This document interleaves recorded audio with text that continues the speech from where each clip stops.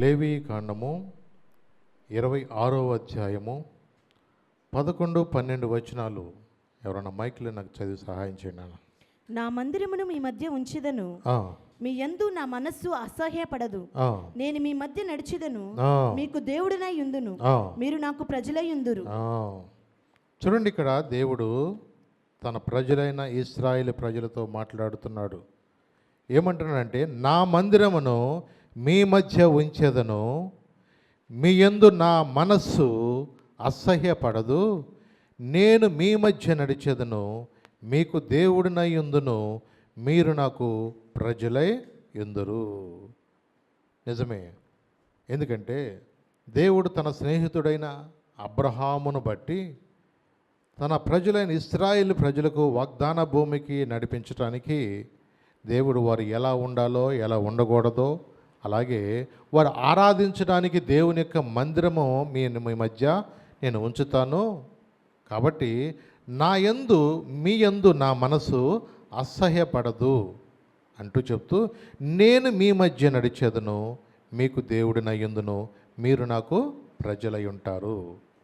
నేను మీ మధ్య నేను నడిచేదను, మీ మధ్య నేను నడుస్తాను అంటే, చూడండి, దేవుడు తన ప్రజల మధ్యలో ఎందుకు ఉంటున్నాడు అంటే, చూడండి, వారికి పగలు మేఘస్తంభమై రాత్రి అగ్నిస్తంభమై వారితో పాటుగా దేవుడే తన మహిమ మేఘాన్ని వారికి ముందుగా పంపించాడు. నిజమే. చిన్నపిల్లలు కొన్నిసార్లు ఏదైనా బయటికి వెళ్ళాలంటే తల్లిదండ్రులు తోడు లేకుండా వాళ్ళు బయటికి వెళ్ళలేరు. అలాగే వాళ్ళు ఎరగనే మార్గములో దేవుడు తన ప్రజలైన ఇశ్రాయేలు ప్రజలకు అబ్రహామును బట్టి అరణ్య మార్గం గుండా ఆయన నడిపిస్తున్నప్పుడు వాళ్ళకి ఎక్కడైనా తాపకరమైన సర్పంలో కూడా కరవకోకుండా, ఒకవేళ ఆ ప్రాంతంలో ఉన్న టెంపరేచర్ చాలా ఎక్కువగా ఉంటుంది ఆ ఎడారి ప్రాంతాల్లో కూడా, మరి అలాంటి ఎడారి ప్రాంతాల్లో ఆ వేడిని కూడా తట్టుకుంటానికి పగల వారికి ఏమయ్యాడంట, మేఘస్తంభాన్ని వారికి పంపించాడంట. రాత్రి వారికి వెలిగించడానికి వారికి అగ్నిస్తంభాన్ని దేవుడు వారికి పంపించాడు. అంటే దేవుడు వారి మధ్య నడిచేటప్పుడు వారికి పగల మేఘస్తంభము, రాత్రి అగ్నిస్తంభముగా వారిని నడిపించాడంట. నిజమే. దేవుడు వారిని ఎంతగానో ప్రేమించాడు కాబట్టి నేను అంటున్నాను, వారి మధ్య నేను నడిచేదను, మీకు దేవుడినై యుందును, మీరు నాకు ప్రజలై ఉంటారు అంటున్నాడు. నిజమే. మరి దేవుడు మనతో ఉండాలంటే మనము కూడా ఎలా ఉండాలి? మన మధ్య నడవాలంటే మనం కూడా ఎలా నడుచుకోవాలి? ఇశ్రాయేలు ప్రజలతో ఏం చెప్తున్నాడు ఆ మాట ఒక్కసారి మనం జ్ఞాపం చేసుకుందాం. మొదటి 2 వచనాలు అక్కడ కొంచెం చదివినట్లయితే కొంత మనకు అవగాహన ఉంటుంది. దేవుడు వాళ్ళతో ఏం చెప్తున్నాడు? మీరు విగ్రహములను చేసుకొనకూడదు. ఏం చెప్తున్నాడంటే, మీరు విగ్రహములను చేసుకొనకూడదు, చెక్కిన ప్రతిమను గాని, అది చెక్కిన ప్రతిమను గాని, బొమ్మను గాని నిలవబెట్టకూడదు. మీరు సాగిలపట్టుకు ఏదొక రూపముగా చెక్కబడిన రాతిని, ఏదొక రూపంగా చెక్కబడిన రాతిని మీ దేశంలో నిలపకూడదు. నేను మీ దేవుడినైన యెహోవాను.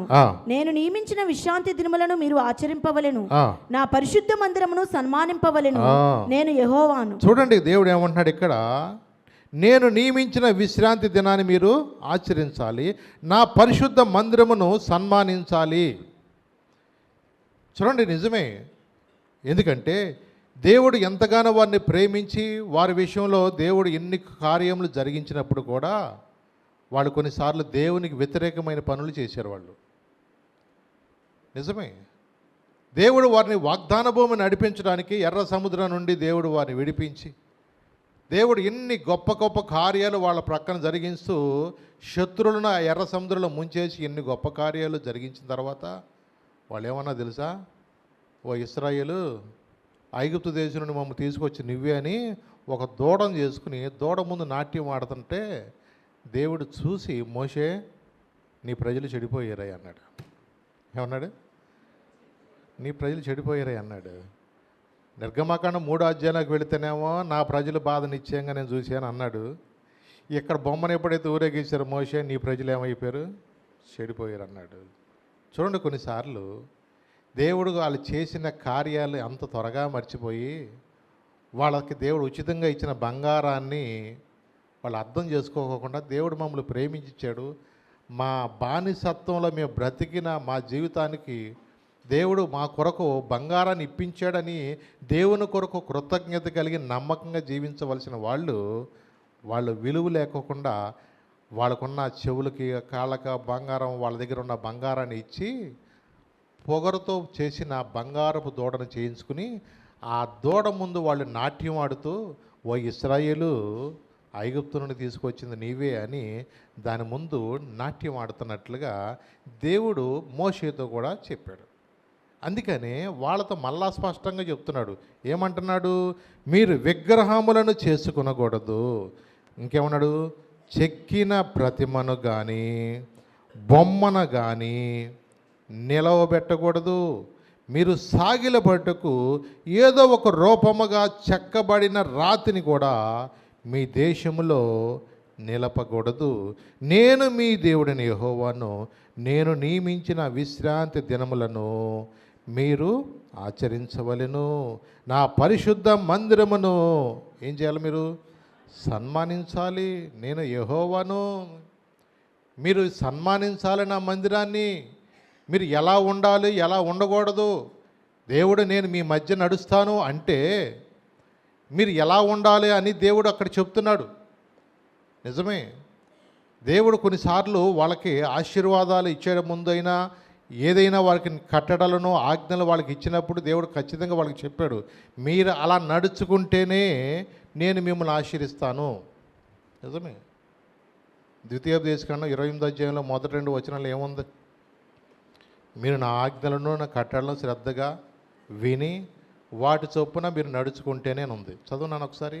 నీవు నీ దేవుడిని యెహోవా మాట శ్రద్ధగా విని, నీ దేవుడిని యెహోవా మాట శ్రద్ధగా విని, నేడు నేను నీకు ఆజ్ఞాపించుచున్న ఆయన ఆజ్ఞలన్నిటినీ అనుసరించి నడుచుకొనినే ఎడల నీ దేవుడైన యెహోవా, మీ దేవుడిని యెహోవా భూమి మీదనున్న సమస్త జనముల కంటే నిన్ను హెచ్చించును. భూమి మీదున్న సమస్త జనముల కంటే ఆయన నిన్ను హెచ్చించును. ఒక వ్యక్తి హెచ్చింపబడాలంటే నువ్వేం చేయాలన్నాడు? ఆజ్ఞలన్నిటినీ ఏమన్నాడు? కొన్నిటిని అన్నాడు అక్కడ. ఆజ్ఞలన్నిటినీ అనుసరించి నడచిన ఎడల అని ఉంది అక్కడ. కండిషన్. ఇప్పుడు ఏదైనా బస్సు ఎక్కంగాలంటే మేము కూడా మా దావులూరు వాళ్ళమేనండి, మేము బందరోళమేనండి, మమ్మల్ని ఎక్కించుకోండి అంటే మిమ్మల్ని ఏమన్నా ఎక్కించుకుంటాడు అంటాడా? నువ్వు ఏ ఊరు అయింది నాకు అనవసరం, నీ ఆధార్ కార్డు కండిషన్స్ అప్లై అవుతాయి. అంతేనా? చూడండి, మనకు పాస్పోర్ట్ కావాలన్నా కూడా మనకి ఇచ్చేస్తారా? దానికి కొన్ని కండిషన్స్ ఉంటాయి. ఎలా ఉండాలి? డ్వాక్రాలో మేము కూడా ఉంటాము అనగానే అందరూ చేసుకుంటారేంటి? కొన్ని కండిషన్స్ ఉంటాయి దానికి కూడా. ప్రతి దానికి కూడా ఉద్యోగం కావాలన్నా ఎవరు పడితే వాళ్ళకి ఉద్యోగం ఇచ్చేస్తారేంటి? కొన్ని కండిషన్స్ ఉంటాయి. పెళ్లి చేసుకోవాలంటే దానికి కూడా కొన్ని కండిషన్లు ఉంటాయి. అన్నీ నచ్చాలా, అన్నీ నచ్చపోతే క్యాన్సిలే. అలాగే కొన్నిసార్లు మనకి ఎలా ఉంటుందంటే కొన్ని కండిషన్స్ అనేది ఉంటాయి. ఈ రోజున మనము ఏదైనా ఒక లోన్ తీసుకోవాలన్నా సరే, మనకి ఏదైనా దానికి కావాలని అప్లికేషన్ పెడితే దానికి తగ్గ అన్ని సూచనలు ఉంటాయి. అలాగే దేవుడు మనతో ఉండాలన్నా, మన మధ్య ఉండాలన్నా, మనతో కలిసి ఆయన ఉండాలంటే మనలో కూడా ఏముండాలి చెప్పండి? మీరు ఒకసారి ఆమోసు గ్రంథం 3వ అధ్యాయం 3వ వచనం చదవండి. అక్కడ ఏముందంటే సమ్మతింపకుండా ఇద్దరు కూడి నడుతురా అని ఉంటుంది వాక్యంలో.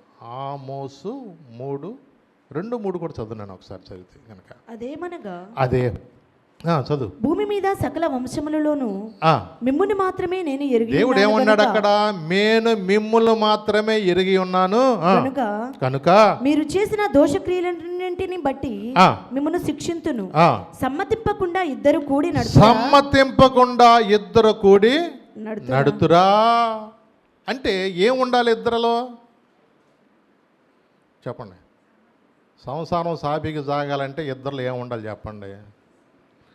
సమ్మతి ఉండాలా, అంగీకారం ఉండాలా. నేను అటు వెళ్తానంటే నువ్వు అటు వెళ్తానంటే ఎట కుదురుద్ది? ఏదైనా కొన్నిసార్లు మన జీవితాల్లో ముందుకు వెళ్ళాలంటే సమ్మతి అనేది అవసరం. అంటే ఇద్దరి యొక్క అంగీకారం అనేది అవసరం. ఆ అంగీకారాన్ని లేకపోతే బండి ముందుకు వెళ్ళదు. అవునా? పెళ్లి చేసే ముందు పాస్టర్ గారు అడుగుతాడు లేదా? వాళ్ళందరికీ ఇష్టమైతే కాదే, ముందు మీ ఇద్దరికి ఇష్టమా కాదా? సమ్మతి ఉండాలి. మీ ఇద్దరికి సమ్మతి ఉంటేనే బండి ముందుకు వెళ్ళద్ది. ఎందుకంటే మీ ఇద్దరు మైనర్లు కాదు, మేజర్లు. మీరు వయసు వచ్చిన వాళ్ళు నిర్ణయం తీసుకునే అర్హత మీకు ఉంది. కాబట్టి మీ ఇద్దరు కలిసి నేను ముందుకు వెళతామంటే కార్యక్రమాన్ని నేను ముందుకు తీసుకెళ్తాను అంటాడు పాస్టర్ గారు. ఆ యొక్క సమ్మతి అనేది లేకపోతే అది ముందుకు వెళ్ళదు బండి. అలాగే దేవుడు కూడా మనతో కలిసి ఉండాలంటే, దేవుని సన్నిధి మనం అనుభవించాలంటే మనం కూడా ఎలా ఉండాలి? దేవునికి ఇష్టమైన పాత్రలుగా మనము కూడా ఉండాలి. దేవుడు కోరుకొనిన విధంగా మన జీవితాలు ఉండాలి. నా జీవితం నా ఇష్టం, నా బ్రతుకు నా ఇష్టం అంటే నీ కర్మకు నిన్నే వదిలేస్తాడు దేవుడు, అంతే. దేవుడు కొన్నిసార్లు మనతో చెప్తాడు ఏది మనకు మంచిదో, ఏది మంచిది కాదో, ఎక్కడికి వెళ్ళాలో, ఎక్కడికి వెళ్ళకూడదో, ఏది చూడాలో, ఏది చూడకూడదో, ఏది తినాలో, ఏది తినకూడదో. దేవుడు మనతో మాట్లాడుతున్నప్పుడు దాని ప్రకారము మనము ముందుకు వెళ్ళాలని దేవుడు మనతో మాట్లాడుతున్నాడు. నిజమే. అందుకనే 3-5 వచనాలు కూడా చదువుదాం. అక్కడ ఏమన్నాడు? 26:3-5 మీరు నా కట్టడలను బట్టి నడుచుకొని నా ఆజ్ఞలను ఆచరించి అనుసరించి ప్రవర్తించిన యెడల. చూడండి, ఇక్కడ కూడా కండిషన్ చెప్తున్నాడు. నా ఆజ్ఞలను ఆచరించి వాటిని అనుసరించి ప్రవర్తించిన యెడల మీ వర్షాకాలములలో మీకు వర్షం ఇచ్చేదను, మీ భూమి పంటలనిచ్చును, మీ పొలములో చెట్లు ఫలించును, మీ ద్రాక్ష పండ్ల కాలం వరకు మీ నూర్పు సాగుచుండును, మీరు తృప్తిగా భుజించి మీ దేశంలో నిర్భయముగా నివసించెదరు. మీరు తృప్తిగా భుజించి మీ దేశంలో నిర్భయముగా మీరు నివసిస్తారు. ఎప్పుడు? నా ఆజ్ఞలను ఆచరించి వాటిని అనుసరించి ప్రవర్తించిన యెడల. వర్షాకాలంలో మీకు వర్షం వస్తుంది. నిజమే. కొన్నిసార్లు రమ్మన్నప్పుడు వర్షాలు రావట్లేదు, వద్దన్నప్పుడేమో వర్షాలు వస్తున్నాయి. దాని భక్తుడు ఏమన్నాడు తెలుసా? మీ పాపములే ఋతువుల యొక్క క్రమమును తప్పించెను అని ఉంది. ఏంటంట? తప్పు ఆయన మీద వేసుకోవాలి. తప్పు ఎవరి మీద వేసాడు? మీ పాపములే ఏమైందంట? ఋతువుల యొక్క క్రమాన్ని కూడా, అంటే వర్షాకాలంలో వర్షాలు రాకోకుండా చలికాలంలో వర్షాలు వస్తాయి, యాసకాలంలో కూడా వర్షాలు వస్తున్నాయి. నిజమే. ఈ మధ్య రెగ్యులర్గా కాలంలోనే కొన్నిసార్లు వాతావరణం అనేది ఇలాగ ఉండటం మనం గమనిస్తూ ఉన్నాం. ఒకటి, ఎందుకు ఇలా జరుగుతుంది అంటే మనం కష్టపడింది మనకు మిగలల. ఈ రోజున వ్యవసాయం కష్టపడుతున్నారు కానీ కోసే టయానికి వర్షాలు వచ్చి నష్టపోతున్నారు. ఈ రోజున ఎన్నో పంటలు కూడా వాళ్ళు ధైర్యంగా ఈరోజు నేను ఇంటికి పంటను తీసుకెళ్తానని నమ్మకం అనేది ఉండట్లా. నిజమే.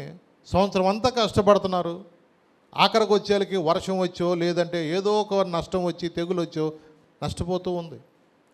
ఎందుకు ఇలాగ జరుగుతుంది అంటే దేవుడు చెప్తున్నాడు అక్కడ. ఏమన్నాడు?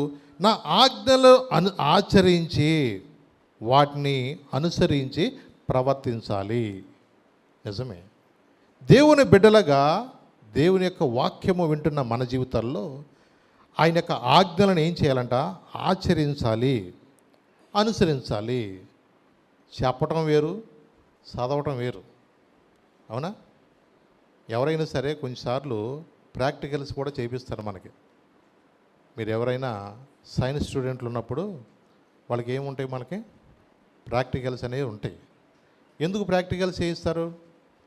చదవటం వేరు, ప్రాక్టికల్ లైఫ్ వేరు. అలాగే కొన్నిసార్లు మన నిత్య జీవితంలో కూడా వాక్యంను చదువుతాం కానీ వాక్యానుసారంగా జీవించడానికి కొన్ని పరిస్థితులు గుండా దేవుడు మనల్ని నడిపిస్తాడు. తన ప్రజలైన ఇశ్రాయేలు ప్రజలు నడిపించినట్లుగానే ఈ రోజున దేవుడు కూడా మనల్ని ఆయన నడిపిస్తూ ఉంటాడు. 30వ అధ్యాయంలో ద్వితీయోపదేశకాండం ఒకసారి రండి.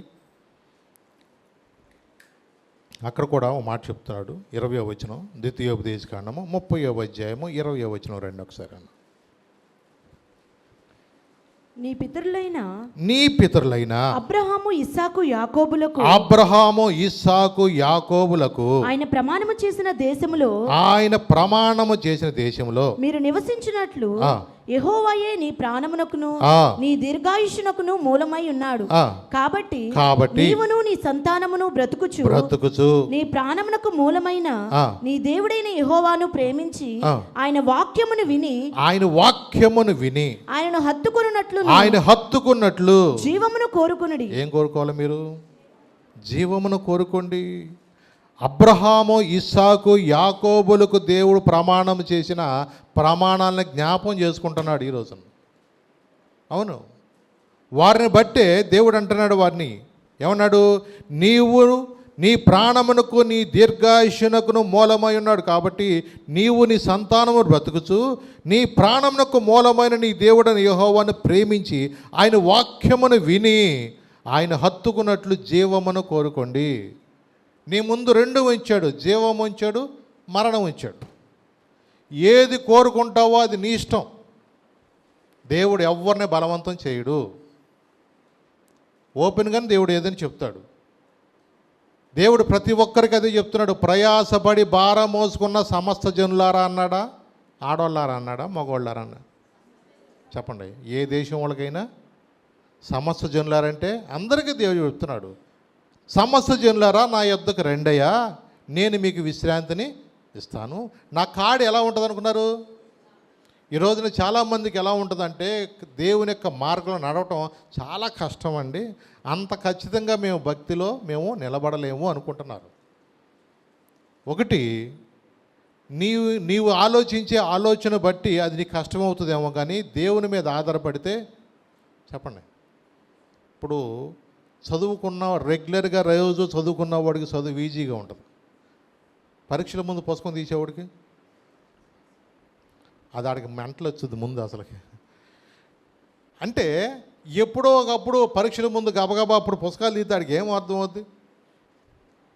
కొంచెం దాని గురించి ఏ రోజు చెప్తున్నారో దాని రోజుని బట్టి ఆ రోజు చదువుకుంటాం వాళ్ళకి సబ్జెక్ట్ అనేది చాలా ఈజీగా ఉంటుంది.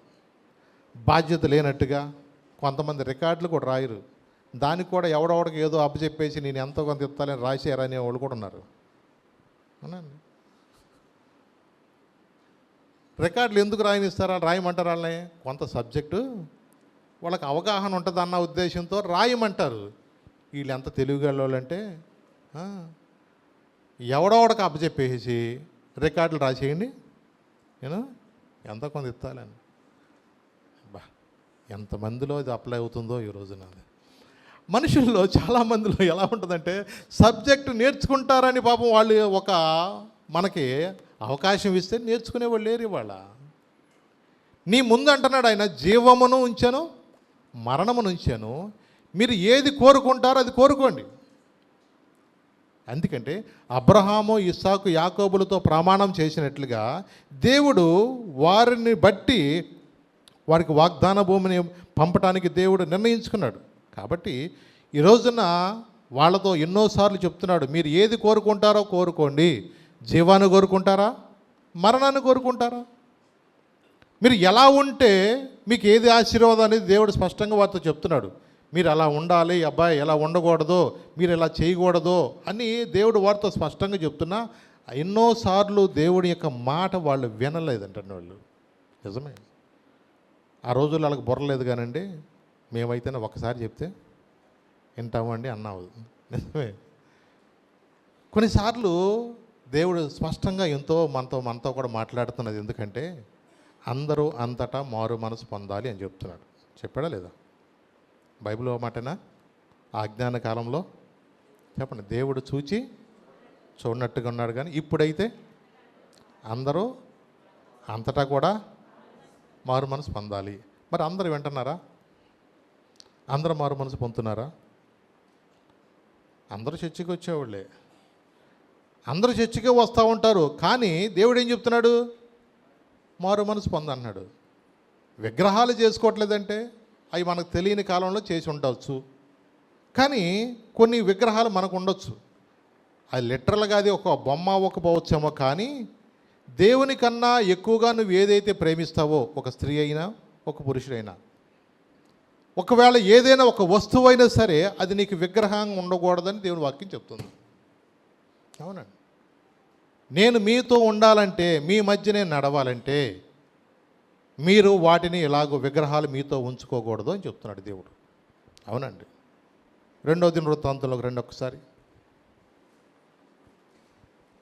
6వ అధ్యాయము 28, 29 కూడా చూద్దాం. 2వ దినవృత్తాంతములు 6వ అధ్యాయము 28, 29. దేశమునందు కరువు గాని, చూడండి అక్కడ ఏమన్నాడు, మందిరానికి వచ్చినప్పుడు దేశం అందంట కరువు గాని తెగులు గాని కనపడినప్పుడు, తెగులు గాని మీకు కనబడినప్పుడు, గాడ్పు దెబ్బ గాని చింత పట్టుట గాని తగిలినప్పుడైనను, మిడతలు గాని చీడ పురుగులు గాని దండు దిగినప్పుడైనను, వారి శత్రువులు వారి దేశపు పట్టణములలో వారిని ముట్టడి వేసినప్పుడైనను, ఏ బాధ గాని ఏ రోగము గాని వచ్చినప్పుడైనను, ఎవడైనా ఇశ్రాయేలీయులకు నీ జనులందరూ కలిసి అయినను నొప్పి గాని కష్టం గాని అనుభవించుచు ఈ మందిరము తట్టు చేతులు చాపి చేయు విన్నపములన్నీయు ప్రార్థనలన్నీయు నీ నివాస స్థలమైన ఆకాశం నుండి నీవు ఆలకించి క్షమించి. చాలు తల్లి. ఇక్కడ ఏమన్నాడంటే, దేశములో కరువు కానీ తెగులు కానీ, అలాగే గాడుపు కానీ దెబ్బ కానీ చిత్తపట్టు కానీ తగిలినప్పుడు, మిడతలు కానీ చీడపురుగు కానీ దండు దిగినప్పుడు, వారి శత్రువులు వారి దేశ పట్టణంలోకి వారిని ముట్టడి వేసినప్పుడు, ఏ బాధ కానీ ఏ రోగం కానీ వచ్చినప్పుడు, ఎవడైనా ఇశ్రాయేలీలు నీ జనులు కలిసి అయినను నొప్పి కానీ కష్టం కానీ అనిపించచ్చు ఈ మందిరము తట్టు చేతులు చాపి చేయి విన్నపములన్నీ ప్రార్థనలన్నీ నీ నివాస స్థలమైన ఆకాశము నుండి నీవు ఆలకించి క్షమించే దేవుడవు. ఒక కష్టం వచ్చినప్పుడు మనం ఏం చేస్తాం? దేవుని సన్నిధికి వెళ్ళి దేవుని సన్నిధిలో మనం ఏం చేస్తాం? ప్రార్థన చేస్తాం. హిజ్కియా కష్టం వచ్చినప్పుడు దేవుని మందిరంలోకి వెళ్ళాడు. ప్రభా ఏమి చేయాలో మాకు అర్థం కావట్లేదు. యెహోషాపాతు కూడా అలాగ అంటాడు. మనం కొన్నిసార్లు మన పరిస్థితులు బాగున్నప్పుడు మనం చేయవలసింది ఏంటంటే, దేవుని యొక్క సన్నిధికి వెళ్ళి దేవుని మందిరంలో మనం ప్రార్థన చేసుకుంటాం. ఎందుకు? దేవుని యొక్క సన్నిధిలో మనం చేసే ప్రార్థన ఆయన ఆలకిస్తానని చెప్పాడు. మరి మన ప్రార్థన ఆలకించాలంటే మనం ఎలాగ ఉండాలి? మొదట మన హృదయము ఎక్కడైతే దోషారోపణ చేస్తుందో దాని విషయంలో మనము దేవుని దగ్గర మనము పశ్చాత్తాపడి ప్రార్థన చేసుకోవాలి. అంటే దేవుని బిడ్డలుగా మన ప్రార్థన దేవుని సన్నిధి చేరాలంటే, దేవునికి ఇష్టం లేని స్వభావం మనలో ఏమైనా ఉందేమో అది వాక్యం ద్వారా మనము విన్నప్పుడు దాని విషయంలో మనం పశ్చాత్తాపడి, ప్రభా నేను ఇంతకాలం ప్రార్థనకు వస్తున్నా, నా అప్పులు తీరట్లా, ఇంతకాలం నీ సన్నిధికి నేను వస్తున్నా కానీ నా పరిస్థితులు ఏమీ మార్పు కనపడతలేదు, నేను నిజమైన భక్తి చేస్తున్నానా? అసలు నువ్వు నాతో ఉన్నావా? అసలు నువ్వు నాతో ఉంటే నాకు ఈ బాధలు ఎందుకు వస్తాయి? మొండిగా ప్రార్థనకు రావటం కాదు, కానీ మన ప్రార్థనకు వచ్చే ముందు మనకు జవాబు దొరికిందన్న నిశ్చయిత మనలో రావాలి. దేవుడు నా ప్రార్థన వింటున్నాడు అన్న నిశ్చయిత మనలో రావాలి. ఎందుకు మనకు ఆశీర్వాదం లేకోకుండా మన జీవితాలు అలాగే ఎందుకు ఉండాలి? దేవుడు అన్నాడు, మీరు ఆశీర్వాదం మనకు వారసులు అవటానికి మీరు పిలవబడ్డారు. ఎందుకు మన జీవితంలో సక్సెస్ చూడలేకపోతున్నాము అంటే, మన హృదయంలో ఏదో ఒక దోషము, ఏదో ఒక పాపం అనేది మన హృదయంలో దాచిపెట్టుకున్నప్పుడు అది కొన్నిసార్లు నువ్వు ఎంత ప్రార్థన చేసినా నీ ప్రార్థన అనేది దేవుడు వినడం. నిజమేనండి. కొన్నిసార్లు మన జీవితంలో కూడా ఆ పాపమునే మన హృదయంలో పెట్టుకుని ఏది చేయకూడదు అనుకుంటున్నావు అదే చేస్తూ, నీ మనసాక్షి నిన్ను గద్దిస్తున్నప్పుడు కూడా నేను ప్రార్థనకు వెళుతున్నానే, నేను ఇలా జీవించకూడదే, నేను ఇలాగ ఉంటున్నాను అని నీ హృదయంలో దేవుడి దోషారోపణ నీలో ఎప్పుడైతే నిన్ను కలిగించినప్పుడు దాన్ని విడిచిపెట్టుకోకుండా నువ్వు అలాగే కంటిన్యూ అయిపోతూ నీ జీవితాన్ని కొనసాగిస్తే చీకట్లో నల్లపిల్లి ఎతికినట్టుకుంటుంది. చీకట్లో నల్లపిల్లి కనపడద్దా? శూన్యమే, ఏమీ కనపడదు. చక్కగా దేవుని సన్నిధిలోకి వచ్చి నీతో నేను నడవాలని, నీతో కలిసి ఉండాలని, నీతో నేను నడవాలని, నీతో కలిసి ఉండాలని ఆశయ చిన్న ఆశయ ఓ యేసయ్య నీవే తీర్చాలయ్యా. ఆశయ చిన్న ఆశయ ఓ యేసయ్య నీవే తీర్చాలయ్యా. పాడిన పాట ఏంటి అర్థమైందా? నీతో నేను నడవాలని. అది ఎవరితో అనుకున్నారు? యేసయ్యతో కాదు, పక్కనున్న అమ్మాయితో. నీతో కలిసి ఉండాలని ఆశయ చిన్న ఆశయ ఓ యేసయ్య నీవే తీర్చాలయ్యా. ఏ ఆశ? పక్కన ప్రేమించిన అమ్మాయితో ఉండాలని. ఎంత పాటలను కూడా భలే మార్చేసుకుంటున్నారండి వాళ్ళ. దాన్ని దేవుడు తీర్చాలంట. చర్చికి వచ్చిందే చూసుకుంటాయి. ఇలాంటి పనులు చేస్తూ ఉంటే దేవుడు మన ప్రార్థన అంటాడండి? దేవుడు మన మధ్య ఉంటాడా? దేవుని మందిరానికి వచ్చేది ఎందుకు? మళ్ళీ మనం దిద్దుకుంటానికి, మన బ్రతులు మార్చుకుంటానికి. చూడండి, దేవుడు కొన్నిసార్లు ఆయన చూస్తూ కూడా ఊరుకోడండి ఆయన. అవునండి. ఈ రోజున మనం జీవమగల దేవుని సన్నిధికి వచ్చింది ఎందుకంటే దేవుడు మనతో ఉండాలని. నిజమే. ఒక రోజున ఎంఐ గ్రామస్తులతో దేవుడు నడుస్తూ ఉన్నాడు. దేవుడు వారితో ఆ అమ్మాయి గ్రామస్తులతో ఎందుకు నడిచాడు అంటున్నారు చెప్పండి? వాళ్ళ హృదయంలో యేసయ్యను గురించిన ఆ బాధ, వాళ్ళ హృదయంలో దేవుడు ఇలా చేశారంటే, యేసుప్రభుని ఇలా చేశారంటే అసలు వీళ్ళు మనుషులేనా అసలు అంటూ ఆ బాధతో చెప్పండి వాళ్ళు నడుచుకుంటూ అలా వెళుతూ ఉన్నారు వాళ్ళు. నిజమే. లోకాసు వార్తలకు ఒకసారి వెళ్దాం రండి. 24వ అధ్యాయము 14 నుంచి 15 చదువునాను ఒకసారి. లోకాసు జరిగిన ఈ సంగతులన్నిటిని గూర్చి ఒకరితో ఒకరు సంభాషించుచుండిరి. వారు సంభాషించుచు ఆలోచించుకొనుచుండగా యేసు తానే దగ్గరికి వచ్చి వారితో కూడా నడిచెను.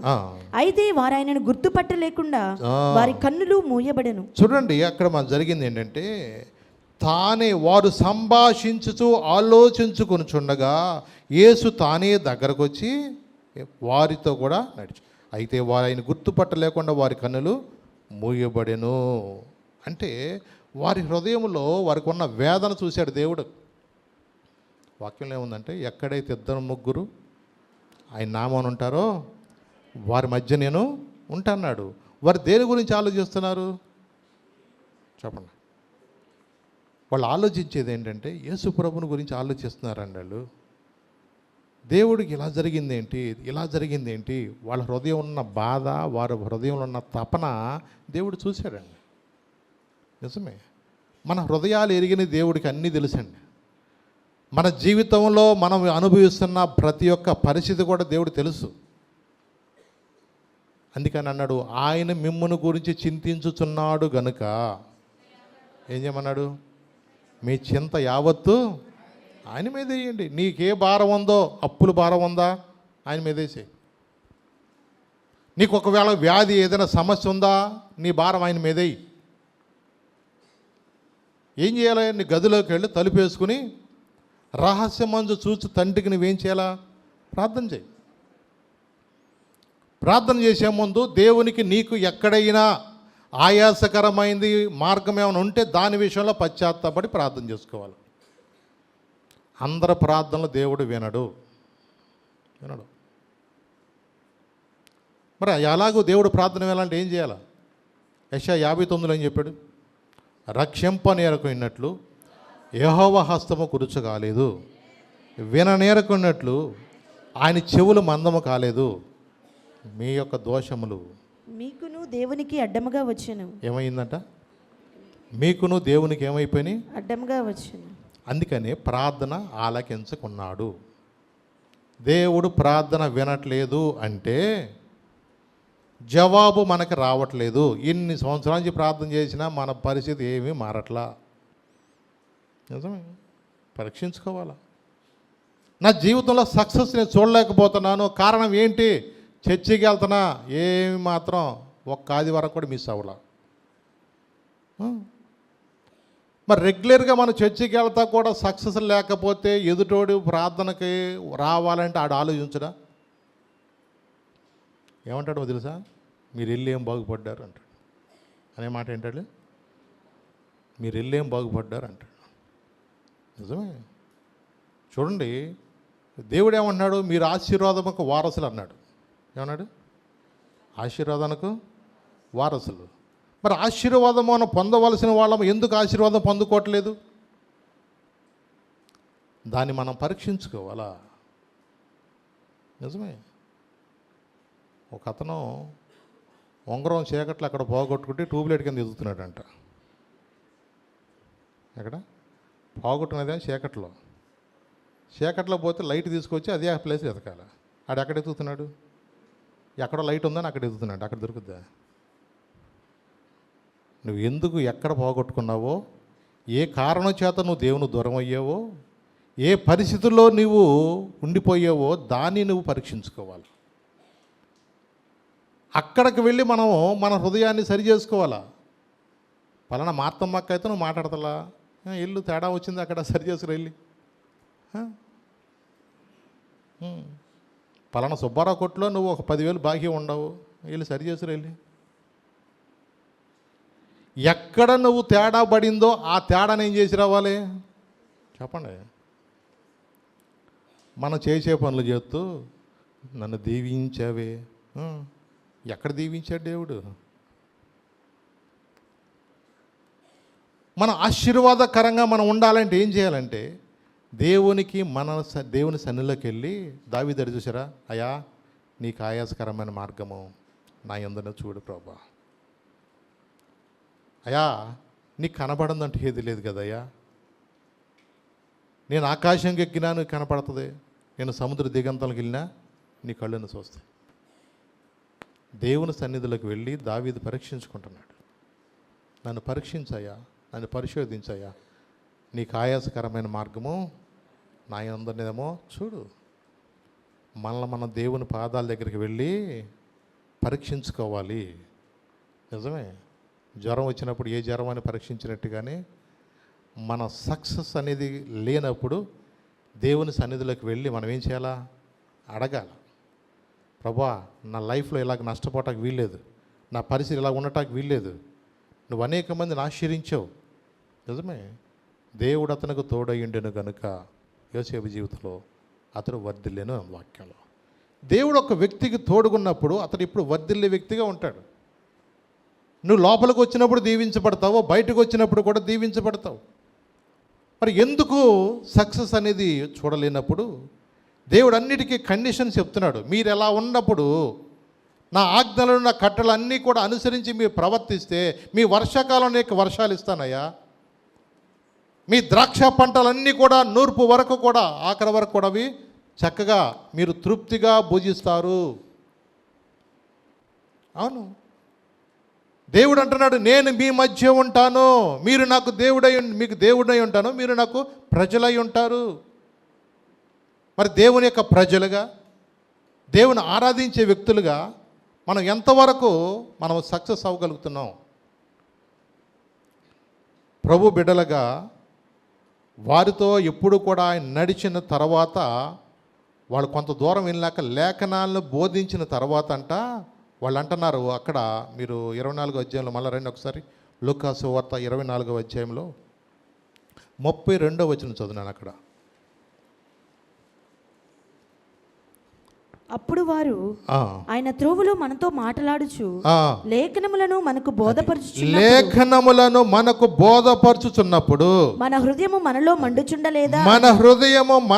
మండుచుండలేదా అని ఒకరితో ఒకడు చెప్పుకొనిరి. దేవుని వాక్యము నీలో వింటున్నప్పుడు నీలో మండుద్ది.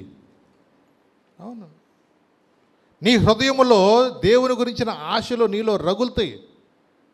నేను దేవుని కొరకు నిలబడలేకపోతున్నానే, దేవుని కొరకు చేయలేకపోతున్నానే, దేవుడేమో ఈ ఆజ్ఞలన్నీ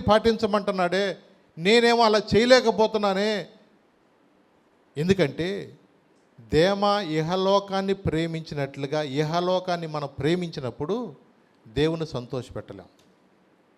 అవును, అవ్వ కావాలి బొవ్వ కావాలంటే కుదరదు. అవునండి, నువ్వు కోరుకుంటే జీవం అన్న కోరుకో, మరణం అన్న కోరుకో. నువ్వు ఏది కోరుకుంటావో కోరుకో. దేవుడు నీ ముందు రెండు ఉంచాడు. ఈ రోజున దేవుని బిడ్డలుగా దేవుని కొరకు బ్రతికిన వాళ్ళు, దేవుని కొరకు మండిన వాళ్ళు, వాళ్ళ సాక్ష్యాలు వింటే మనకు చాలా ఆశ్చర్యంగా ఉంటుంది. మీరు అపోస్తులు కలిగి రండి ఒకసారి. అపోస్తుల కార్యములు 5వ అధ్యాయము 28, 29 వచనం చదువుదాం. అపోస్తుల కార్యములు 5వ అధ్యాయము 28, 29.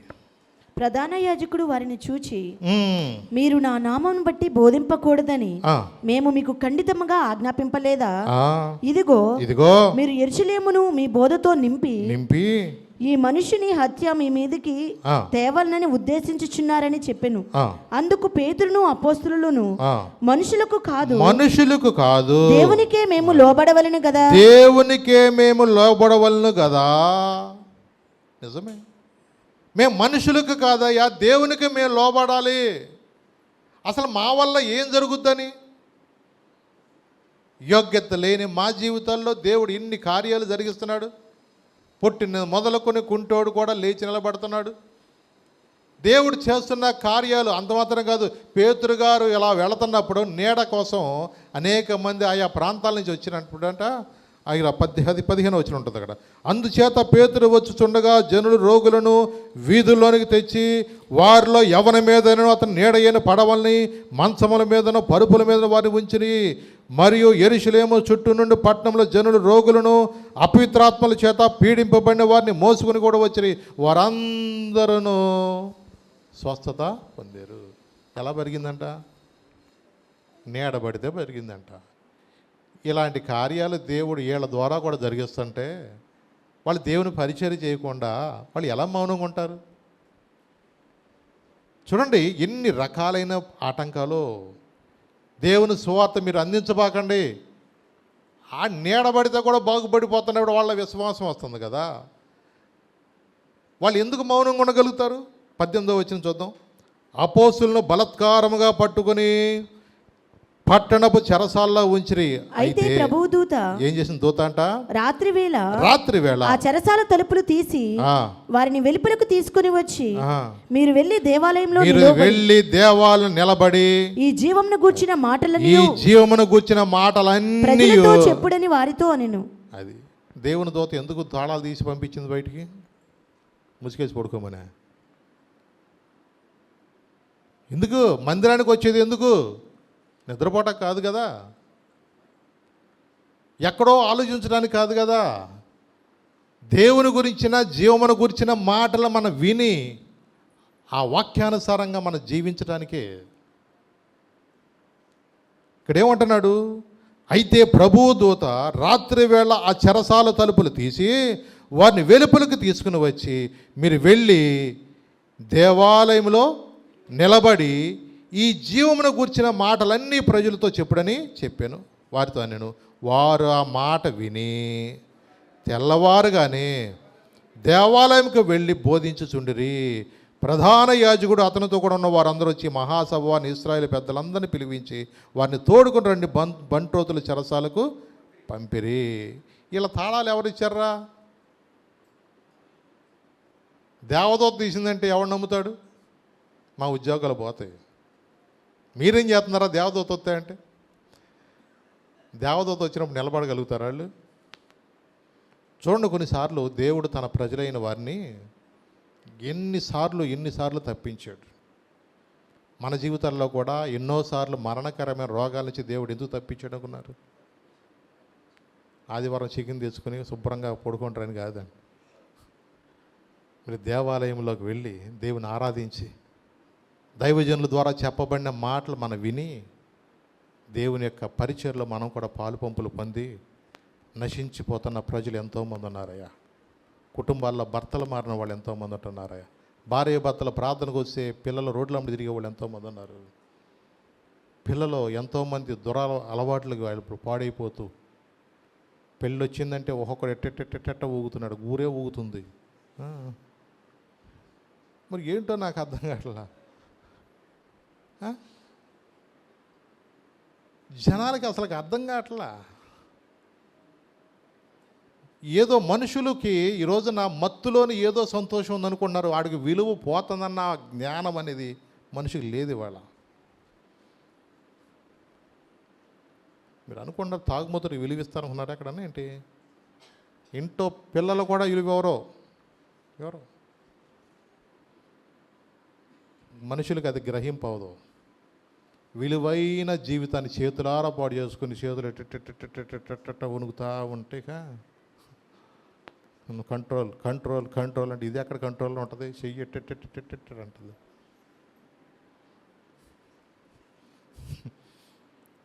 మనుషుల్లో ఈ రోజున జ్ఞానం లేదు. నా జనులు జ్ఞానం లేక నశించిపోతున్నారు నాడు దేవుడు. ఏది మంచో ఏది చెడో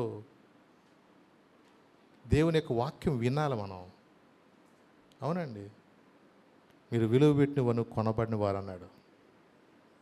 మనం ఎప్పుడూ కూడా మన ఇష్టానుసారంగా మనం జీవించడానికి మనకు అధికారం లేదండి. ఆయన తన స్వరక్తం ఇచ్చి మనల్ని కొన్నాడు. నీ కళ్ళు నీ ఇష్టం కాదు. నువ్వు సమర్పించుకున్న జీవితానికి దేవుని కొరకు నేను బ్రతుకుతానయ్యా, నేను దేవుని కొరకు జీవిస్తాను అన్నవాళ్ళు నువ్వు అన్ని విషయాల్లో కూడా నువ్వు సమర్పణ కలిగిన జీవితంగా ఉండాలి. అవునండి, దేవుని కొరకు వాళ్ళు నిలబడ్డారు. ఎలా నిలబడ్డారు? వారా మాట విని తెల్లవారుగానే దేవాలయానికి వెళ్ళి బోధిస్తూ మొదలెట్టారు. అవునండి, అందుకని వాళ్ళని అరెస్ట్ చేస్తే ఎందుకు ఇలా జరిగింది? అబ్బాయి మీరు ఎందుకు చెప్తున్నారు ఇలా అంటే పేతురు గారు అంటున్నాడు. అప్పుడు 29వ వచనం, పేతురు అపోస్తులను మనుషులకు కాదు దేవునికే మేము లోబడవలను కదా. ఎవరికి లోబడాలి? మేము మనుషులు కాదయ్యా. మా జీవితాలు ఒకవేళ మమ్మల్ని చంపేసినా పర్వాలా, మేము ఎవరికి లోబడాలా? దేవునికే మేము లోబడాలా. దేవుడు మేము ఏమై ఉన్నామో మాకు తెలుసు. ఏమి ఒక్క చేప కూడా పడకోకుండా నిస్సహాయ స్థితిలో మేము అలాగూ మొహాలు దిగాలగాలు చూస్తున్నప్పుడు దేవుడు మమ్మల్ని పిలిచి, అబ్బాయి కుడి పక్కన వలయండ్రంటే మా కళ్ళు మేము నమ్ముకోలేకపోయామయ్యా. నిజమే, మా కళ్ళు మేము నమ్ముకోలేకపోయాం. ఎన్ని ఆశ్చర్యకార్యాలు, ఎన్ని అద్భుతాలు జరిగించాడు. నిజమే, నా కళ్ళారా నేను చూశానయ్యా. దేవుడు ఎన్ని ఆశ్చర్యకార్యాలు జరిగించాడు. యాయిరు గారు అలాగ కుంగిపోయినప్పుడు, యాయిరు నువ్వు నమ్మిక మాత్రం ఉంచు, భయపడబాక అంతే. వెళ్ళాడు, చిన్నదానా లే అన్నాడు అంతే. దేవుడు వారి మధ్య ఉన్నప్పుడు అద్భుతాలు జరిగినాయండి. ఎవరి మధ్య ఉన్నప్పుడు? నమ్మిన వారు. తల్లిదండ్రులు పిలిచాడు. మిగతా వాళ్ళు ఎవరు? పేతురు, యోహాను, యాకోబు అని వారు తప్ప మిగిలిన వారిని అనుమతించలేదు. నిజమే, వారి మధ్య నడిచెను. వారి మధ్య దేవుడు ఉన్నాడు. నమ్మినప్పుడే వారి కార్యాలు చూస్తారు. నమ్మనోళ్ళనే పంపించేశాడు దేవుడు. పక్క వెళ్ళిపోయి మీరు వెళ్ళిపోయినాడు, బయటికి వెళ్ళిపోమన్నాడు. అవునండి, మన దేవుని సన్నిధికి వచ్చినప్పుడు మనం ఎప్పుడు కూడా విశ్వాసంతో రావాలి. ఆయన యొద్దకు వచ్చేవారు ఆయన ఉన్నాడనియు తను వెదకు వారికి ఫలము దయచేయవాడని నమ్మాలి మనము. ఎందుకంటే విశ్వాసము లేకుండా దేవునికి ఇష్టుడై ఉండుట అసాధ్యము. అవునండి, వాళ్ళ ధైర్యం ఏంటి? వాళ్ళ విశ్వాసం ఏంటి? ఎందుకు మళ్ళా దేవాలయానికి వెళ్ళి ఎందుకు బోధించారు? వాళ్ళ విశ్వాసం ఏంటో తెలుసా? వాళ్ళు దేవుడు మాతో ఉన్నాడు. అవునండి, ఆది అపోస్తలులపైని ఆత్మవర్షము కృమ్మరించి, ఆది అపోస్తలులపైని ఆత్మవర్షము కృమ్మరించి నట్లు మాపై కుమ్మరించి మమ్ము నడిపించుము. నట్లు మాపై కుమ్మరించి మమ్ము నడిపించుము.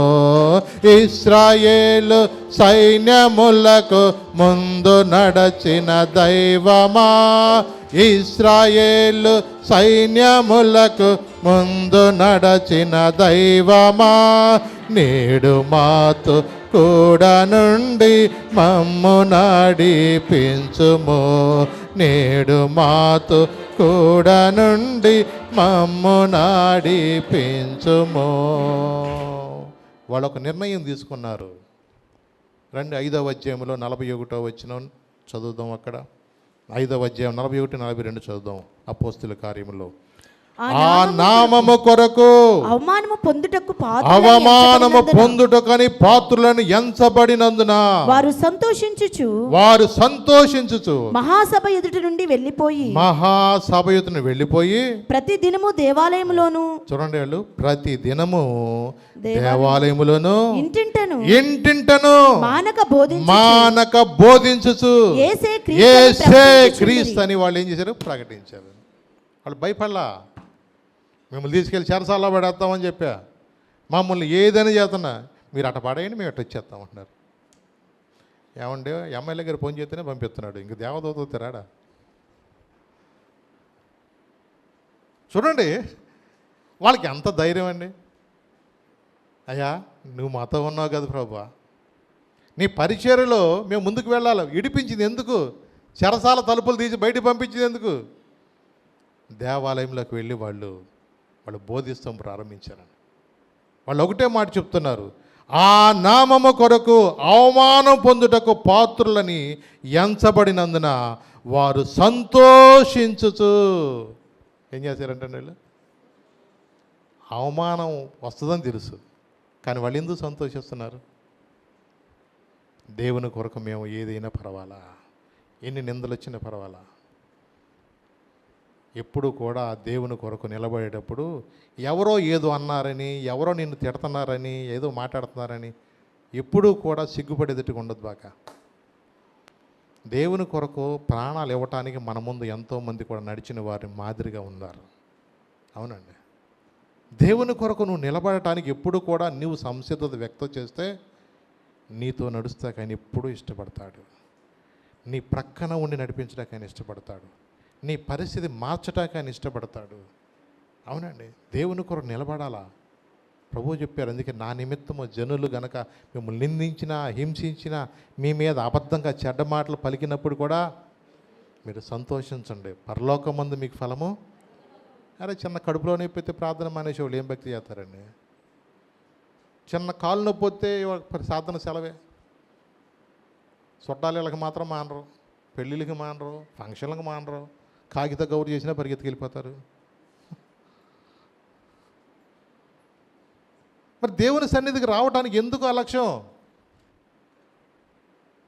దేవుని కొరకు అవమానాన్ని కూడా వాళ్ళు సహించిన వాళ్ళు మన ముందు నడిచారండి. వాళ్ళు దేవుడు వారి మధ్య నడవబట్టి వాళ్ళు ధైర్యంగా బోధించారండి.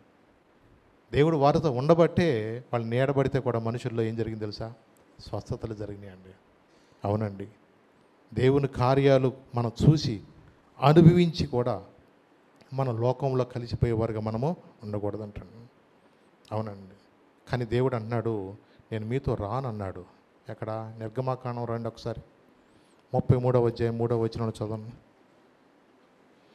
నిర్గమాకాండము 33వ అధ్యాయము 3వ వచనంలో ఏమన్నాడు? మీరు లోబడనల్లని ప్రజలు గనుక నేను మీతో కూడా రాను. ఏమన్నాడు? మీరు లోబడనల్లని ప్రజలు గనుక నేను మీతో కూడా రాను. మీతో నేను రాను అంటున్నాడు. మీరు మాట వినట్లా. పైగా ఓ ఇశ్రాయేలు, నీవే మమ్మల్ని ఐగుప్తు నుండి తీసుకొచ్చావు. ఏమంటే దేవుని బిడ్డలుగా దేవుని సంతోషపెట్టాలా, మనుషులను సంతోషపెట్టాలా? చెప్పండి. కొన్నిసార్లు పరిస్థితులప్పుడు మన భక్తి తేలిపోద్ది. అవును. దేవుడు కూడా చూస్తాడు. వివేకము కలిగంట దేవుని వెదకవారు కలరేమో అని ఏం చేస్తున్నాడు? ఆకాశం నుండి పరిశీలన చేస్తున్నాడంటే దేవుడు అబ్జర్వ్ చేస్తాడు. నేను ఫోన్పే కొట్టేస్తాలే కానీ మరి ఇస్తే నా కాగితం రాయబాక, ఏం చేస్తాను, నీ ఫోన్పే కొట్టేస్తాను, రాసేసుకో. ఇవ్వచ్చా? విగ్రహముల యొక్క కార్యక్రమంలో ఎవరూ కూడా ఇశ్రాయేలు పాలు పంపులు పొందకూడదు. ఏం చేయకూడదు? మేము ఇశ్రాయేల్ని కాదు బహండి. అవునండి. జక్కయ్యని ఏమన్నాడు తెలుసా? ఇతడు అబ్రహాం కుమారుడు అన్నాడు. ఏమన్నాడు? అబ్రహాం కుమారుడు ఎట్టయ్యాడు? దేవునితో నడిచిన వ్యక్తిగా, తన హృదయాన్ని సరి చేసుకున్న వ్యక్తిగా, తన అంతరంగము దేవుని సన్నిధిలో సరైనప్పుడు ఇతడును అబ్రహాము కొనుడే, నేడు ఈ ఇంటికి రక్షణ వచ్చింది. హృదయాన్ని సరి చేసుకున్న వ్యక్తి దేవునితో నడిచినప్పుడు, దేవుని యొక్క మాటలు విని దాని ప్రకారము అతను బ్రతుకు మార్చుకున్న వ్యక్తిని అబ్రహాము కుమారుడు అన్నాడు దేవుడు.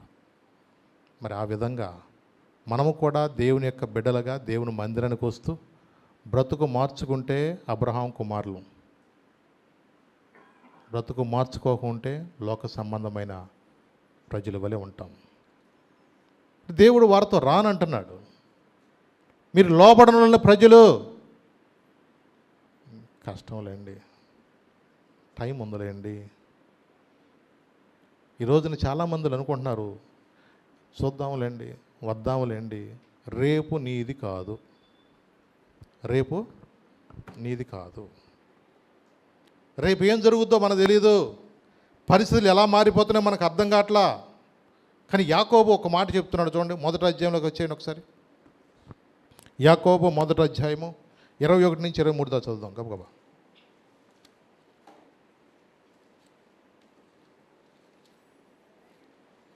చదవాలన్న. యాకోబు మొదటి అధ్యాయం 21 నుంచి 23 దాకా. అందుచేత సమస్త కల్మషమును విర్రవీగుచున్న దుష్టత్వమును మాని లోపల నాటబడి మీ ఆత్మను రక్షించుటకు శక్తిగల వాక్యమును సాత్వికముతో అంగీకరించుడి. మీరు వినువారు మాత్రమై ఉండి మిమ్మును మీరు మోసపుచ్చుకొనకుండా. ఏం చేయకూడదంటే? మోసపుచ్చుకోవడం అంటే చెప్పాలి. విను మాత్రమై ఉండి మిమ్మల్ని మీరు మోసం చేసుకోవద్దు. ఇంకా చదువున్నాను కింద. మోసపుచ్చుకొనకుండా వాక్య ప్రకారము ప్రవర్తించు వారునై ఉండుడి. ఎవడైనా వాక్యమును వినువాడై ఉండి దాని ప్రకారము ప్రవర్తింపని వాడైతే వాడు అద్దములో తన సహజ ముఖమును చూచుకుని మనిషిని పోలి ఉన్నాడు. ఏం చేసుకుంటా? సహజ ముఖాన్ని చూసుకుని. అంటే అద్దం ఎదురుగా ఉన్నప్పుడే మనకి మన జుట్టు ఎట్టుందో, లేకపోతే మన మొహానికి పౌడర్ ఎక్కువైందో, శివుడు ముక్కేసుకుని ఉన్నామో, లేకపోతే ఇంకా ఎట్టున్నామో, అవన్నీ ఎక్కడ కనపడతాయి? అద్దం ఎదురుగా ఉంటే కొంచెం మొహంలో ఏమన్నా కనపడదు. మరి పక్కకు వచ్చేస్తే కనపడదు. అలాగే దేవుని వాక్యం దగ్గరికి వచ్చినప్పుడు మన కథ మొత్తం వచ్చేస్తుంది. ఏమొస్తుంది? మన స్టోరీ మొత్తం వచ్చేస్తుంది. మనం ఎలాగుంటున్నామో మన జీవితం మొత్తం కనపడతా ఉంటుంటే అసలుకి బుర్ర అనిపిస్తుంది కొన్నిసార్లు. నిజమే. మరి వాక్యం వినివారు మాత్రమే మనము వాక్యానుసారంగా జీవించొద్దా? నిజమే.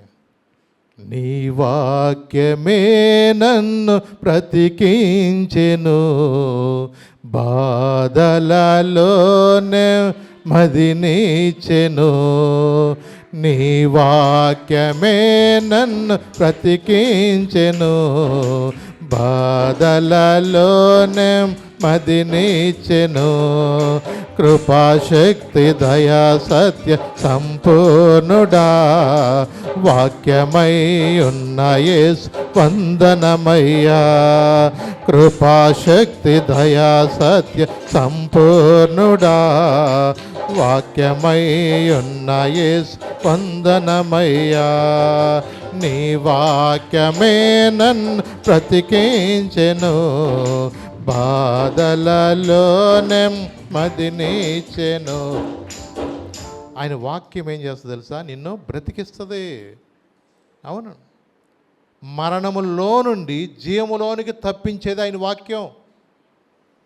అందుకని నువ్వు జీవాన్ని కోరుకుంటావా, మరణాన్ని కోరుకుంటావా, దేన్ని కోరుకుంటావో కోరుకో. చాయిస్ ఈజ్ యువర్స్, అంతే. ఈ రోజున దేవుని బిడ్డలుగా మనం ఎప్పుడూ కూడా ఆయన వాక్యము దగ్గరకు మనం వచ్చినప్పుడు మనం పరీక్షించుకునే సమయంలో దేవుని సన్నిధిలో ప్రభువా నేను ఎక్కడ తప్పిపోతున్నాను, ఏ విషయంలోనూ నేను నాకు ఇష్టం లేని, కొన్నిసార్లు నీకు ఇష్టం లేని పనిలో నేను చేస్తున్నానని మన దేవుని సన్నిధికి వెళ్ళినప్పుడు ఆయన వాక్యం ఏం చేస్తారో మనం సరి చేస్తుంది. వాక్యం అనేది రెండంచులు ఖడ్గం అంట. ఏంటిది అంటే ఏంటి? రెండేపులో కత్తి ఉంటుంది, దానికి పొదును ఉంటుంది. అర్థమైందా? వినేవాడిని సరి చేస్తుంది, చెప్పేవాడిని సరి చేస్తుంది. వినేవాడిని సరి చేస్తుంది, చెప్పేవాడిని సరి చేస్తుంది. దానికి రెండంచులు ఖడ్గం అది. అందుకని కొన్నిసార్లు వాక్యం అనేది మనతో మాట్లాడుతున్నప్పుడు వాక్యం వినువారు మాత్రమై ఉండు కాదు, వాక్యానుసారంగా మనం జీవించేవారుగా మనమంట ఉండాలంట. దేవుని మాట విన్నప్పుడు ఇశ్రాయేలుకి జయము కలిగింది, దేవుని మాట విన్నప్పుడు అపజయం కలిగింది. ఎరికో ప్రాంతాన్ని నేను నీకు ఇస్తున్నానయ్యా, మీరు వెళ్ళి దాని చుట్టూ అలా తిరిగి రండి అన్నాడు, అంతే. ఎరికో ప్రాకారాలు కూలిపోయినాయి. వారు బోరలు ఊదినప్పుడు, ఆర్భాటంతో కేకలు వేసినప్పుడు 7వసారి ఆ ప్రాకారాలన్నీ కుప్పకూలిపోయినాయి. నిజమే. యెహోషువ 6వ అధ్యాయంలో మొదటి 2 వచనాలు చదవండి. వాళ్ళకు బట్టి, ఇశ్రాయేలుని బట్టి వాళ్ళకి ఎంత భయం ఇచ్చిందో అక్కడ రాయబడి ఉంటుంది. యెహోషువ 6వ అధ్యాయం మొదటి 2 వచనాలు చదవండి. ఆ కాలమున ఇశ్రాయేలీయుల భయము చేత ఎవడును వెలుపలికి రాకుండా, ఎవడు కూడా వెలుపలికి రాకుండా, లోపలికి రాకుండా యెరికో పట్టణ ద్వారము గట్టిగా మూసివేయబడెను. అప్పుడు యెహోవా యెహోషువతో ఇట్లనెను, చూడుము నేను యెరికోను దాని రాజును పరాక్రమం గల శూరులను నీ చేతికి నేను అప్పగిస్తున్నాను. అంతకన్నా ఇంకేం కావాలి చెప్పండి? దేవుడు ఎలాంటి గ్యారంటీ ఇస్తున్నాడు చూడండి. చూడు, నేను యెరికోను దాని రాజును పరాక్రమ గల శూరులను నీ చేతికి నేను అప్పగిస్తున్నాను. యెరికో ప్రజలకు భయం వచ్చేసింది. వాళ్ళు ఎక్కడ లోపలికి వచ్చేస్తారని ఆ యొక్క ద్వారాలు గట్టిగా మూసుకూసున్నారు. వాళ్ళు ఎంత గట్టిగా మూసుకుంటే నీకెందుకు, నువ్వు దాని చుట్టూ అలా తిరిగిరా ఇల్లు అన్నాడు, అంతే. అవునండి, దేవుని భయం వాళ్ళకు వచ్చేసింది. దేవుని బిడ్డలుగా వాళ్ళు ఎక్కడికి వెళ్ళినా వాళ్ళకి ఇశ్రాయేలు ప్రజలు అప్పుడే కాదు, ఎప్పటికీ అప్పటికీ అయినా దేవుడు తన ప్రజలైన ఇశ్రాయేలుకి ఒక్కసారి చెప్పాడంటే 100 సార్లు చెప్పినట్టు అన్నాడు ఒక ఆయన, అంతే. దేవుడు ఒక్కసారి చెప్పండి ఆ మాట, ఎవడో ఆయన వెనక తీసుకుంటాక నీలాంటి నాలంటాడు కాదండి. ఆయన తేడా వచ్చిందో తోలు చేస్తాడు. అనేక సార్లు కూడా దేవుడు వాళ్ళని బానిసతనకు అప్పగించాడు. 70 సంవత్సరాలు వాళ్ళ బబులోని చెరకు అప్పగించినప్పుడు మామూలుగా వీళ్ళు తిప్పలాడు. అప్పుడు దాకా బతికినాడాడు, ఒరబ్బాయి నా మాట వినండి రాని పెందలగాడు లేచి దేవుడు తన సేవకులను పంపిస్తే దేవుని మాట వినుకోకుండా వాళ్ళ ఇష్టానుసారంగా జీవిస్తే దేవుడు నెబుకద్నెజరు పంపించాడు. నిజమే, మామూలుగా లేదండి. ఒక్క మగోడుగా లేడే, అంతే. మనం వేరుగా చెప్పలేము దాన్ని. అన్ని నపుంసకులు అయిపోయారు అందరూ. ఇంకా అవి ఒకటే తక్కువ. ఎంత సిగ్గుచేటు చూడండి. ఒకప్పుడు వాళ్ళంటే భయం పుట్టిన వాళ్ళు ఏమీ చేయలేని నిస్సహాయ స్థితిలో అయిపోయారు. నీ ఎదుట జీవము నుంచాను, మరణా నుంచా. ఏది కోరుకుంటావు నువ్వు అది కోరుకో. అవునండి, నేను మీతో ఉంటాను దేవుడు వాగ్దానం ఇచ్చాడండి వాళ్ళతోటి. మీరు ఇలా ఉండాలి, ఇలా ఉండకూడదు, నేను మీకు ముందుగా నేను నడుస్తాను, మీ మధ్య నేను నడుస్తాను, మీరు నాకు ప్రజలై ఉంటారు, నేను మీకు దేవుడిని అయి ఉంటాను. ఇంత స్పష్టంగా దేవుడు వారితో మాట్లాడితే దేవుడు మాట వినుకోకుండానే వాళ్ళ ఇష్టానుసారంగా వాళ్ళు జీవిస్తూ వెళుతున్నప్పుడు చెప్పాడు, స్పష్టంగా చెప్పాడు, అబ్బా యెరికో ప్రాంతం శపితమైనది, దానిలోనిది మీరు ఏది తీసుకోవద్దు అన్నాడు. ఇంకెవడికి తెలుసులే, ఎవడ తెలుసులే అనుకున్నాడు ఆకాన్ గారు. నా గురించి ఎవడ తెలుసులే. దేవుడు ఆకాశం నరులందరినీ కూడా పరిశీలిస్తున్నాడు. ఆయన కనుదృష్టి నుండి ఎవడో నువ్వు నేను ఎవడం తప్పుకోలేము. ఆ ఒక్కడ చేసిన పని బట్టి హాయిని చిన్న ప్రాంతం మీద నిలబడలేక పారిపోయారు. యెహోషువ ఏడుస్తున్నాడు, బూడిదలో కూర్చున్నాడు. ప్రభా, ఎందుకయ్యా మాకు అపజయము? నువ్వు మా మధ్య ఉంటున్నావు కదా, మాతో ఉంటున్నావు కదా, నేను మీకు దేవుణ్ణి ఉంటున్నాగా, మీరు నా ప్రజలై ఉంటున్నావు కదా ప్రభా, ఎందుకు మాకు అపజయము? ఏడుస్తున్నాడు. దేవుని బిడ్డలుగా అపజయము వరిగిన వారుగా మనం ఉండటానికి కాదండి. దేవుని యొక్క భయము ఆ ఎరుకో ప్రాంత ప్రజలకు వచ్చినట్లుగా, ఒక క్రైస్తవుడుగా, ఒక దేవుని ఆరాధించే వ్యక్తిగా, దేవుడు నిజంగా ధైర్యంగా నిన్ను గురించి బలా నమ్మకమైన దాసుడుగా నిన్ను ఉండాలని దేవుడు కోరుకుంటున్నాడు. తల దించుకునే వ్యక్తిగా మనం ఉండకూడదు, ఎప్పుడు తల ఎత్తుకునే వ్యక్తిగా మనం ఉండాలి. దేవుడు మన రోషము కలిగిన దేవుడు. పులి కడుపున పులే పడద్దంట. అలాగూ మన తండ్రి యోధారాజసింహం, ఆయన బిడ్డలుగా మనం అనేక మందిని ఏలబడి చేసేవారుగా మనం ఉండాలి. తల ఎత్తుకునేవాడుగా చేస్తాడు కానీ తల దించుకునే దగ్గర చేయడు. నేను మీ మధ్య ఉంటాన్నాడు, మీ దేవుణ్ణి ఉంటున్నాడు, మీరు నాకు ప్రజలై ఉంటారన్నాడు. వాగ్దానం చేసింది వాడు నమ్మదగిన దేవుడు అండి. ఆయన బిడ్డలుగా దేవుని కొరకు నిలబడదాం, దేవుని కొరకు బ్రతుకుదాం, దేవుని మనం ఘనపరుద్దాం, ఆయన వాక్యం విని వాక్యానుసారంగా మనం జీవిద్దాం. లేచి నిలబడదాం, చిన్న ప్రార్థన చేసుకుందాం. ప్రభుతో చెప్దాం, ప్రభా, నీ వాక్యము వినువాడు మాత్రమే కాదయ్యా, వాక్యానుసారంగా జీవించేవారిగా ఉండొచ్చు ప్రభా. నిజమే ప్రభా, యాకోబుతో చెప్తున్నాడు ప్రభా, నిజమే, వాక్యం విని కూడా కొన్నిసార్లు ప్రభా అద్దంలో తన ముఖమును చూసుకుని అయా అలాగూ వినువాడు మాత్రమై ఉండి దాని ప్రకారము ప్రవర్తించున్నవాడు వాడు అద్దంలో తన సహజ ముఖము చూసుకున్న మనుషుని పోలి ఉన్నాడని చెప్తున్నావు ప్రభా. నిజమే ప్రభా, మీరు వినువారు మాత్రమై ఉండి మిమ్మల్ని మీరు మోసపుచ్చుకొనకుండా వాక్యము ప్రకారము ప్రవర్తించేవారై ఉండమని యాకోబుతో కూడా మాట్లాడే ప్రభా. ఈ దినమందు మాతో మాట్లాడుతున్నందుకు వందనాలు తండ్రి. వాక్యానుసారంగా జీవించేవారుగా, నిజమే మీరు మా దేవుడై ఉంటున్నారు ప్రభా. నీ ప్రజలుగా ప్రభా, నిన్ను ప్రభా నీ బిడ్డలుగా నీ యొక్క కృపలో మమ్మల్ని ముందుకు సాగేవారుగా సహాయం చేయని అడుగుదాం. దేవుని అడుగుదాం ప్రభా, వాక్యానుసారంగా జీవించే జీవితం నాకు దయచేయనయ్యా. నీ ఆజ్ఞలను, నీ కట్టడలు అన్నిటిని అనుసరించి నడుచుకునే వ్యక్తిగా మమ్మల్ని సిద్ధపరచును ప్రభా. తండ్రి, ఎక్కడ లోకం వైపు పరిగెత్తని వద్దయ్యా, తుచ్చమైన వాటికి ఆశపడినే వద్దయ్యా. అయ్యా, మా హృదయంలో నాయనా నువ్వు మాతో మాట్లాడుతున్నప్పుడు నీ యొక్క మంట కలిగిన వారుగా మమ్మల్ని సిద్ధపరచండి ప్రభా. ఈ లోక ఆశల వైపు మేము ఎక్కడ ఉండక అయ్యా నాయనా, నీకు మహిమకరంగా మా జీవితాలు ఉండయా. నీ మందిరానికి వస్తున్న మా జీవితాల్లో ప్రభా, నీ సన్నిధికి వస్తున్న బిడ్డలుగా, ఒక ఇశ్రాయేలుగా ప్రభా, నీ కుమారులుగా, నీ కుమార్తెలుగా మేము తల ఎత్తుకునేవారుగా ఉండాలి ప్రభా. తల దించుకునేవారుగా మేము ఉండకూడదు ప్రభా. తండ్రి, నిన్ను ఘనపరచువన్నీ ఘనపరుస్తాను, నిన్ను తృణీకరించేవారు తృణీకారం పొందుతారు ప్రభా. దేవా, నిన్ను ఘనపరిచే జీవితాలు మాకు దయచేయండి. నీ వాక్యం మాలో స్థిరపరిచి మమ్మల్ని బలపరచు. నీ వాక్యానుసారంగా జీవించే జీవితం మాకు దయచేయమని యేసు నామమున నడుచున్నాను తండ్రి. ఆమేన్, ఆమేన్, ఆమేన్.